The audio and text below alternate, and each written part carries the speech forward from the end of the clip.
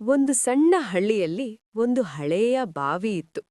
ಆ ಬಾವಿ ಬಗ್ಗೆ ಜನರು ವಿಚಿತ್ರ ಕಥೆಗಳನ್ನು ಹೇಳುತ್ತಿದ್ದರು. ಸಂಜೆಯಾದ ಮೇಲೆ ಅಲ್ಲಿ ಹೋಗಬೇಡಿ, ಭೂತ ಇದೆ ಎಂದು ಹಿರಿಯರು ಎಚ್ಚರಿಸುತ್ತಿದ್ದರು.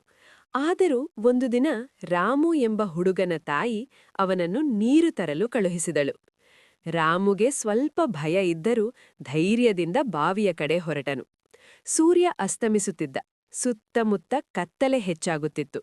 ಬಾವಿಯ ಹತ್ತಿರ ಬಂದಾಗ ತಣ್ಣನೆಯ ಗಾಳಿ ಬೀಸಿತು. ರಾಮು ಹಗ್ಗವನ್ನು ಬಾವಿಗೆ ಇಳಿಸಿ ನೀರು ಎತ್ತಲು ಪ್ರಯತ್ನಿಸಿದ. ಅಷ್ಟರಲ್ಲಿ ಬಾವಿಯೊಳಗಿಂದ ವಿಚಿತ್ರ ಶಬ್ದ ಕೇಳಿಸಿತು. ಯಾರು ಯಾರು ನನ್ನನ್ನು ಎಬ್ಬಿಸಿದ್ದಾರೆ ಎಂದು ಭಯಾನಕ ಧ್ವನಿ ಕೇಳಿತು. ರಾಮುವಿನ ಹೃದಯ ಜೋರಾಗಿ ಬಡಿತತೊಡಗಿತು.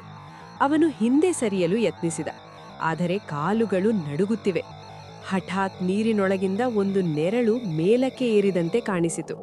ರಾಮು ಭಯದಿಂದ ಅಮ್ಮಾ ಎಂದು ಕೂಗಿ ಓಡಿದ. ಹಳ್ಳಿಯವರು ಅವನ ಕಿರುಚನ್ನು ಕೇಳಿ ಅಲ್ಲಿಗೆ ಬಂದರು.